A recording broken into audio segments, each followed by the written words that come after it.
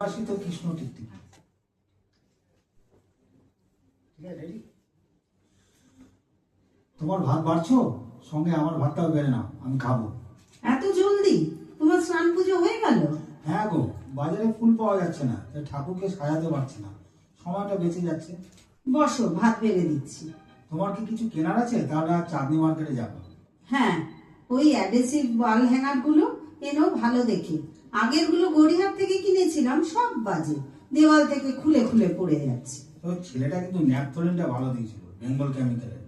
একটাও টিকটিকি ঠাকুরের আসনে আশেপাশে আসছে না, নইলে যা তাণ্ডব করে সব লন্ডভন্ড করে দেয়। আর কিছু লাগবে? আমার খাওয়া শেষ, আমি উঠলাম। না, আর কিছু লাগবে না, তবে তোমার তো আরো খাওয়া বাকি আছে। মানে? মানে এখন তো মুড়ি মুরগির মতো ওষুধ খাবে। হ্যাঁ, খেতে তো হবে, নইলে তো সারাদিন আমার তোমার সেবা করতেই সময় চলে যাবে। একবার শুয়ে পড়লে না সংসার লাটে উঠবে। তা ঠিক বলেছো, এটা তো মানতে হবে। বেশি তেল দিও না, ওষুধগুলো খেতে দাও।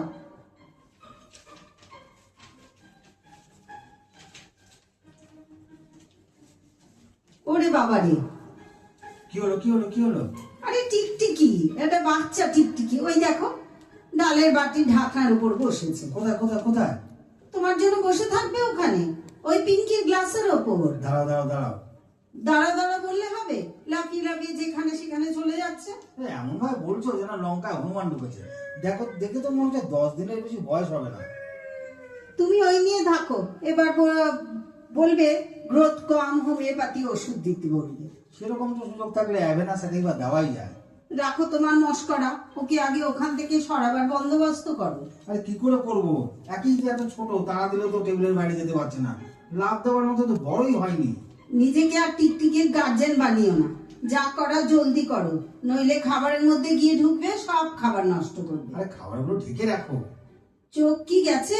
সব ঢেকে দিয়েছি, দেখছো ঢাকার উপরেও তো ঢুকতে পারে। যা ছোট টিকটিকি, সব ঢাকনাগুলো তো আর মাপে মাপে নয়, ফাঁক তো থেকেই যাচ্ছে। আরে বড় থালা দিয়ে ঢেকে দাও, তাহলে তো আর কোনো অসুবিধা নেই। এইসব জ্ঞান না দিয়ে ওটাকে ধরার চেষ্টা করো আর বিদায় করার বন্দোবস্ত করো। এ বাবা, তোমার ঔষধ খাবার গ্লাসের উপর উঠেছে, গেল গেল। ওই গ্লাসে ওষুধ খেলে আর তোমার রক্ষে নেই। আরে ধুয়ে নেবো, তাহলেই হবে। গ্লাস তো ধোবে, মন তো ধুতে পারবে না। তুমি যা পিঠপিঠে স্বভাবে, বারবার গ্লাসটা ধুতেই থাকবে। এখন কথা না বলে ধরো তো ওটাকে। এই দেখো, কাঁটা চামচের গ্লাসের উপর বসেছে। আরে এখনই আমি জালটা দাও তো। সবসময় দাও তো করবে না তো, নিজে গিয়ে নাও। আরে তুমি তো রেখেছো, তুমি জানো। ভুলে গেছি, দেখো অ্যাকোরিয়ামের পাশে পাশেই হবে। আর ওই তো দাঁড়াও, দেখেছি, ব্যাটাকে দেখাচ্ছি মজা। সাবধানে ধরো, ধরতে গিয়ে যেন চেপতে না যায়, নইলে টেবিলটা আবার ধুতে হবে। এটা তো আর অ্যাকোরিয়ামের মাছ নয়। আরে বেশি কথা বলো না তো, কনসেন্ট্রেট করতে দাও। হ্যান্ড জাল দিয়ে প্রজাপতির করিং ধরে শুনেছি, টিকটিকি ধরে এই প্রথম শুনলাম, তাও আবার আমি সেই কাজে হতা। গণেশ বুকে নাম উঠে যাবে তোমার। নন ইন্টেলেকচুয়ালের মতো কথা বলো না তো, ওটা গণেশ বুক নয়, গিনেস বুক। আমি কিন্তু উকিল, ও তো অত মূর্খ ভেবো না আমায়। তোমার নাম গিনেস নয়, গণেশ বুকেই উঠবে। আর সে বইয়ের এডিটর আমি, বুঝলে? এখন কথা না বাড়িয়ে ওকে ধরো। আর তোমার অর্ডার দেওয়ার ধরন দেখে মনে হচ্ছে তুমি পুলিশ অফিসার, আর আমি হচ্ছে হাবিলদার, চোর ধরতে বেরিয়েছি। গেল গেল গেল রে, সব গেল। ভাতের হাড়ির গাবে উঠছে, এবার ভাতের হাড়ির মধ্যে ঢুকবে। আরে কি করে ঢাকা, ঢাকা তো দেওয়া আছে তো। আরে তুমি তো ভাতের হাতাটা না তুলেই ঢাকা দিয়েছো হাড়িতে। ফাঁকটা দেখতে পাচ্ছ না? অন্য সময় তো সব ফাঁক ফোকর গুলো দেখতে পাও, এটা দেখতে পাচ্ছ না? আর কোন ফাঁক ফোকরের কথা বলছো? একদিন আমার সঙ্গে বাসে ওঠো বলে ডেমনস্ট্রেট করে দেবো কোন ফাঁক ফোকরের কথা বলছি। এখন ধরো তো, হ্যাট হ্যাট হ্যাট, যা যা। নেমেছে ভাতের হাড়ি থেকে নেমে পিঙ্কি টিফিন বক্সের ওপর, ওই দেখো। চুপ চুপ চুপ চুপ, দাঁড়া দাঁড়া দাঁড়া, স্থির হয়ে বসেছে। তোমার চিৎকার শুনে মনে হচ্ছে ভয় পেয়েছে। দাঁড়া, দাঁড়াও এই ধরেছি। দাঁড়াও দাঁড়াও, আগে জালের গায়ে উঠতে দাও, তখন জালটা চিট করবে। এখন উবুর করে রাখো, নইলে পালিয়ে যাবে। এই জালে ঢুকেছে। এই কোথায় ফেলবো ওকে বলো তো? এটাও বলতে হবে? বারান্দা দিয়ে বাইরে ফেলে দাও।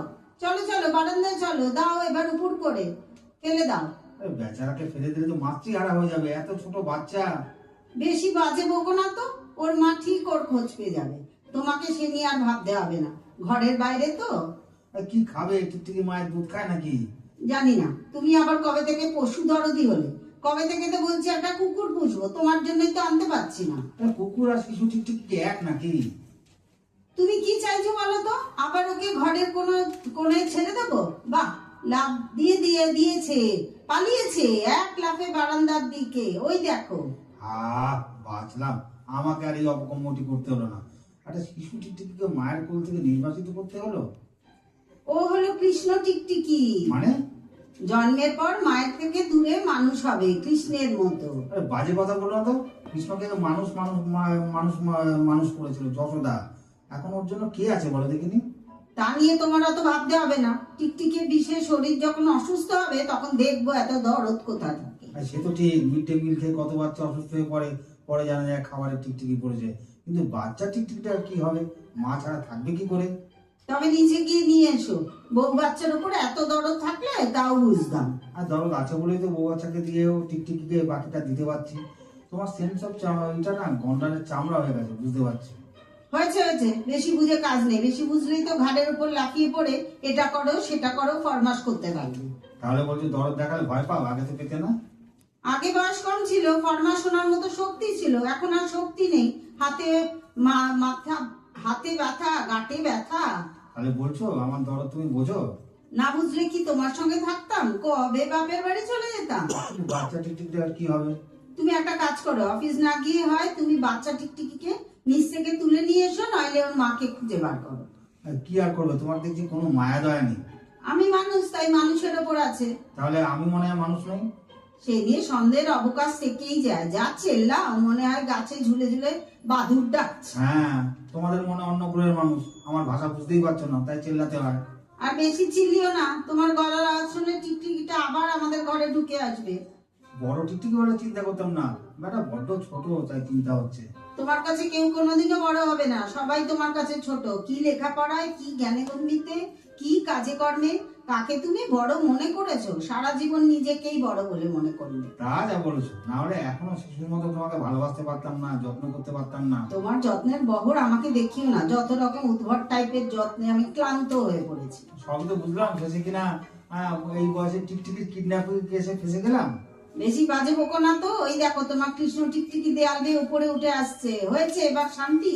কই কই কই, দেখি দেখি দেখি। আহ আহ আহ আহ আহ। তুমি তো দেখছি দিলওয়ালে দুলানিয়া শাহরুখ খানের মতো পায়রাকে ডেকে ডেকে দানা খাওয়াচ্ছ মনে হচ্ছে। মাথায় রেখো, কিন্তু পায়রা নয়, টিকটিকি। তুমি বলতে চাইছো টিকটিকি গানে শোনে না? তাহলে টিকটিক করে কি করে? আমার সব কথা সত্যি সত্যি টিকটিক টিকটিক টিকটিক করে। কোন সত্যি কথা টিকটিক করে? টিকটিকি শুনি। এই আমি যখন বলি আমি খুব ভালো, আমার মতো ভালো লোক আর নেই, তখন টিকটিকি টিকটিক করে। একবার বলে দেখো টিকটিক করবে না। কেন কেন কেন? ওর শিশুকে কিডন্যাপ করেছো, আর তোমাকে ভালো বলবে না কখনো। তাহলে একবার পরীক্ষা করে দেখি। করো। এই যে টিকটিকি শুনছো, আজ যা করেছি সেটা কি ঠিক? কোনো সাড়াই নেই দেখছি। ঠিক ঠিক ঠিক। এই এটা কি হলো? তুমি টিকটিক করলে কেন? কাজটা ওর পক্ষে ভালো না হলেও আমার পক্ষে ভালো, তাই টিকটিক করার দায়িত্বটাও আমার। তাই? তাহলে আজ থেকে তুমি আমার নতুন টিকটিকি। ঠিক ঠিক ঠিক। ঠিক ঠিক ঠিক ঠিক। Thank you. নমস্কার। ধন্যবাদ জানাই রণজয়।